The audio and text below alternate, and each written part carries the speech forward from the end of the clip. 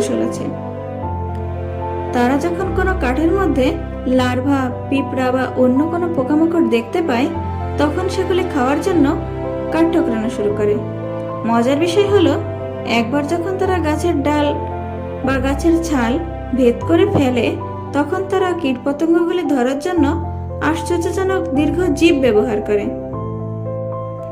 অন্যান্য পাখির মতো কাঠঠোকরাও গলার স্বর দিয়ে যোগাযোগ করতে পারে না, গান গাইতেও পারে না। কাঠ ঠোকরানোর মাধ্যমে তারা বিভিন্ন শব্দ তৈরি করে। মজার বিষয় হলো, এই শব্দটি তাদের সম্ভাব্য শিকারী